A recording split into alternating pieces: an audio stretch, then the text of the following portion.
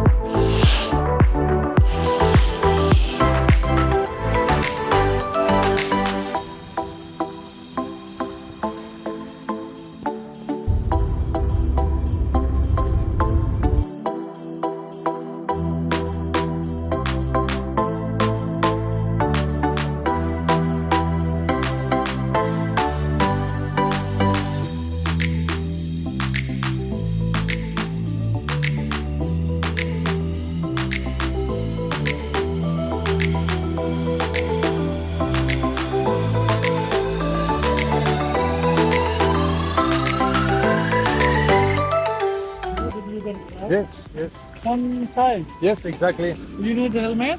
No, it's No. okay. It's okay. That's so cool, the tour. Thanks. Can I tour?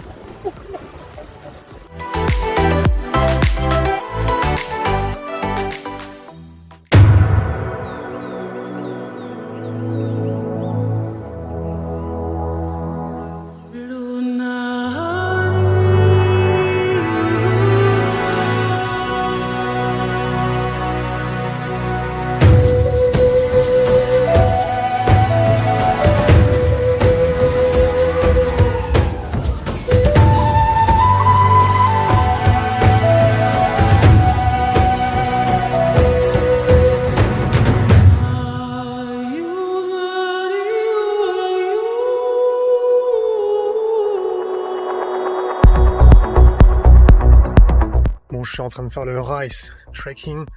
Pour l'instant, c'est pas aussi exceptionnel que ce qu'on a pu voir sur les photos.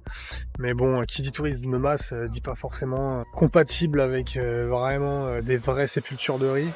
Donc, on verra ce que ça donne. Mais un conseil, plutôt que de payer l'entrée, c'est de manger un resto qui donne accès à la culture de riz aussi. Donc du coup, vous faites que payer votre resto, puis vous avez accès. Donc, voilà, c'est le petit économie.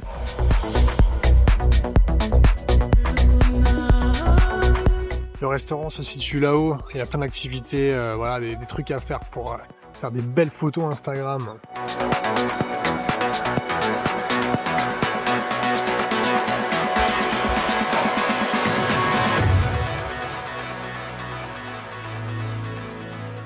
Alors ici, il faut vraiment faire attention où vous marchez. Il y a plein de petits trous sur les sentiers. Là, j'ai failli tomber, donc quand j'ai regardé mon téléphone. Donc vraiment ici, regardez à chaque fois, là vous mettez les pieds parce qu'il n'y a rien de comparable à ce qu'il y a en Europe où tout est plat, tout est parfait. Ici, faut regarder là où on marche. C'est ce qu'on apprend quand on est gamin. Je suis quelqu'un qui marche avec un niveau confirmé. J'ai failli me fouler la cheville.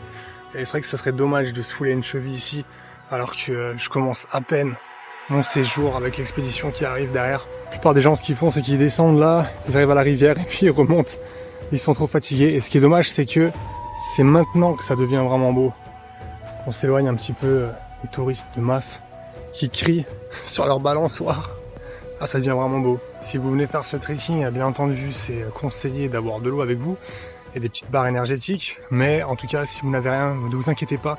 Il y a souvent des petites cahutes où on vous offre à boire. On vous propose à boire. Donc ne vous inquiétez pas. Vous pourrez faire et des pauses et boire tranquillement.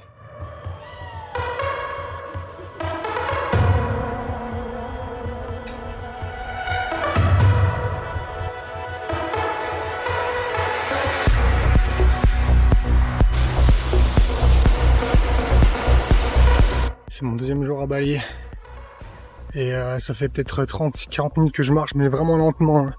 Et je transpire de partout. Oh là là là, là je me suis carrément mis de l'eau sur la tête. Ça m'arrive très rarement, mais ouais, faut peut-être avant de se lancer dans un petit trek comme ça, faut peut-être s'acclimater un tout petit peu plus à ce climat qui est étouffant. Imaginez, quand je suis sorti de l'aéroport, j'avais de la buée sur mes lunettes. Vous imaginez le taux d'humidité, c'est comme si vous rentrez dans votre salle de bain avoir pris une douche. Là, c'est comme ça quand vous sortez partout.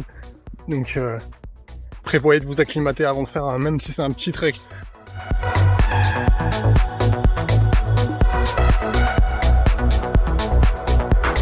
Ok, faut aller par où? Faut aller par où? De toute façon, il n'y a qu'un seul chemin, on va dire. Le chemin le plus obvious. Des espèces de grottes comme ça dans la roche où ils peuvent s'abriter de la chaleur. C'est pas mal. En train de faire un trek dans les rizières et regardez la vue sur quoi j'ai. Oh là là. Bah, je me dis que ça va être ma récompense après.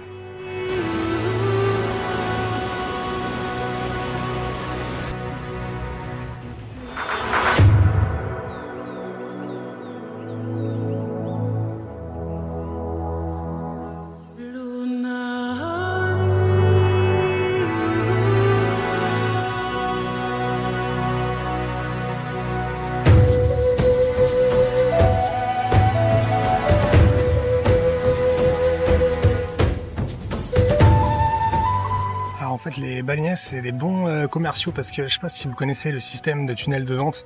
Vous vendez quelque chose à quelqu'un, s'il le prend pas, vous lui faites des promos et plus il attend, plus vous donnez des promos. Ici, c'est pareil, plus vous marchez loin et plus il vous offre des trucs moins en moins chers jusqu'à ce moment où vous craquez en fait. C'est bien fait. Franchement, la visite, c'est un tunnel de vente. Et en plus de ça, en termes de marketing, on a tous vu ces photos de balançoires sur Instagram. Ils ont dû voir ça, ils ont vu que ça marche. Et d'un coup, ils en font partout. Vous avez des balançoires partout, tous les 50 mètres. Donc voilà, c'est des bons commerciaux. Ils misent sur ce qui fonctionne. Franchement, bravo à eux. Si j'ai remarqué un truc, quand le vent se lève, c'est qu'il va bientôt pleuvoir. Donc si jamais le vent se lève, bah, soyez prêts à sortir votre parapluie, à rentrer dans un taxi, à rentrer chez vous, à rentrer dans un resto, je sais pas. Parce que quand il pleut sévère. Et en plus longtemps, hein. Plusieurs minutes, quart d'heure, 20 minutes, parfois même plus. J'ai tellement transpiré que ça s'est arraché tout seul, vu que le papier est mouillé. Hello les amis, 8h du matin, debout. Aujourd'hui, je vous emmène faire une activité motocross sur le volcan. That's so beautiful car.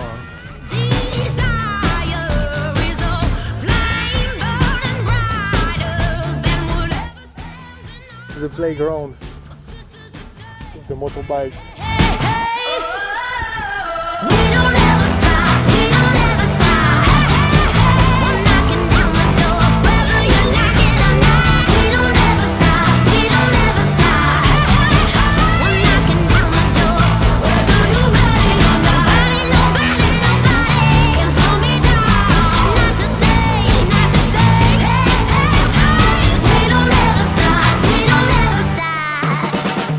Je viens de terminer ma matinée de motocross là. On était dans la partie noire de la lave et ils m'ont booké un restaurant absolument magnifique avec une magnifique vue. Les gens ici sont tellement gentils. À peine sorti mon téléphone pour faire des photos que les serveuses m'ont proposé de faire des photos, etc. Mais par contre j'ai 3 guides avec moi et ils sont venus me montrer le resto puis ils sont partis. Ils m'ont dit qu'ils reçoivent à manger du restaurant, que c'est inclus dans ce que j'ai payé. Mais ils sont partis donc c'est bizarre, je suis tout seul pour profiter de ces instants. Ça m'a coûté $250 la motocross pour la journée. Il y a 3 personnes qui s'occupent de moi et ils parlent très bien l'anglais. Par contre j'ai un service un petit peu high level quoi, vu le niveau du resto. Il commence à pleuvoir. On est allé faire la motocross là-bas.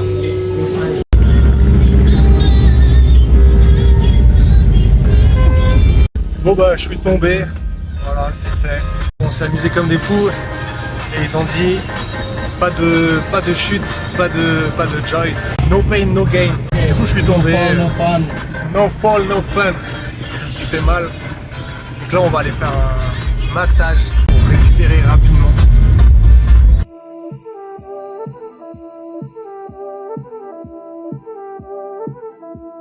Donc là je suis au village du guide et il m'a gentiment proposé de faire un massage pour mon bras qui va pas très bien. Et puis on va voir ça. Donc je teste une nouvelle médecine.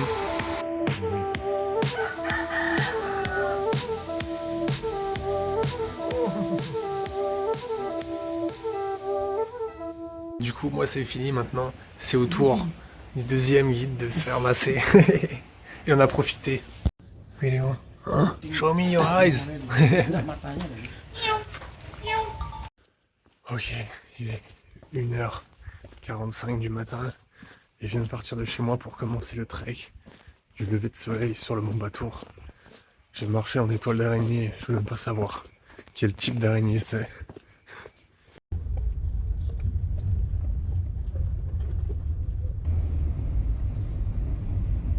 Bon voilà, il est 2h du mat, j'ai dormi un petit peu dans la voiture là, derrière. Je suis content d'avoir pris une voiture tout seul parce que ça m'a permis de dormir sur la banquette. Enfin, quand je dis que j'ai essayé de dormir sur la banquette entre deux nœuds de poule et deux coups de volant. Mais voilà, nous voilà arrivés pour un petit déjeuner à 2h du mat. Bon, voilà pour le breakfast. Grosse organisation ici, il y a beaucoup de monde. Mais ça je le savais, on m'a dit que c'était touristique. Donc on mangeait un petit coup puis monter pendant 2 heures. انت ده حلو في القليتشيني ايوه Ah, là je suis au top.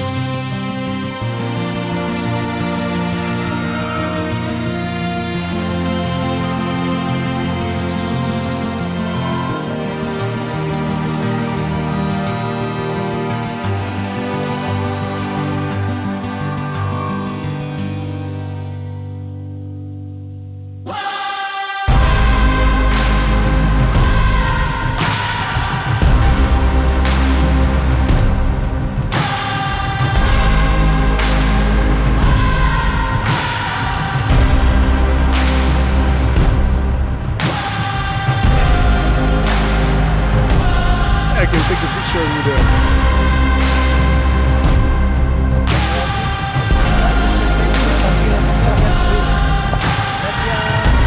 Hey bro.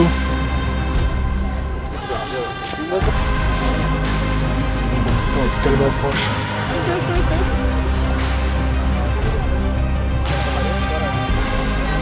Et on va à la fermeture, il a tout pris dedans.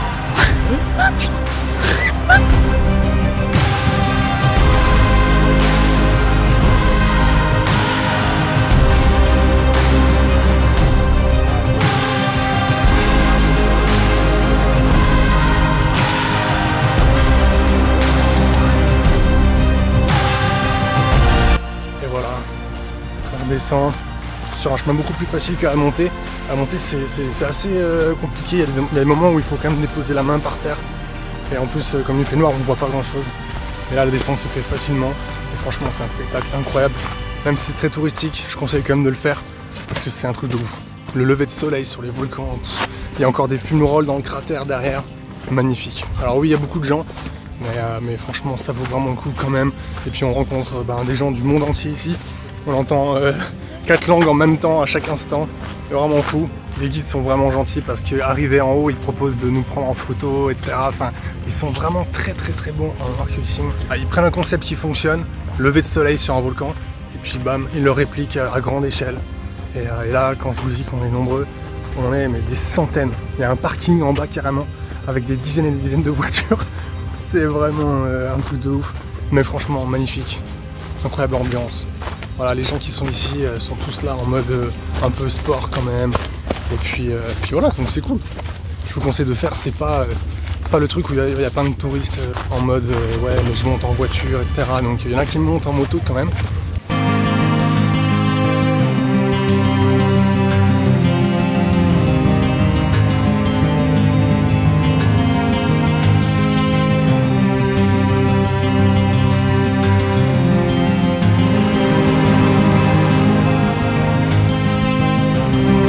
La dernière coulée de lave, c'est plus ancien. Je suis allé faire de la moto là-bas hier et là il y a les restaurants. Magnifique. Vraiment magnifique.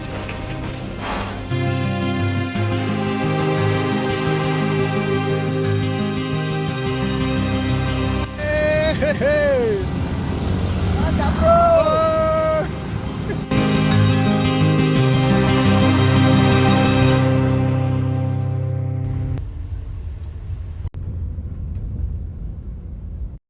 Dans les prochaines aventures, je vous emmène non pas sur les plages de Bali pour faire du surf ou des activités touristiques, mais nous ferons des rencontres humaines et animales, et tout cela dans un seul but, vivre une éruption au Karangathan. Allez, abonnez-vous vite pour voir mes prochaines vidéos et activez la cloche. À bientôt.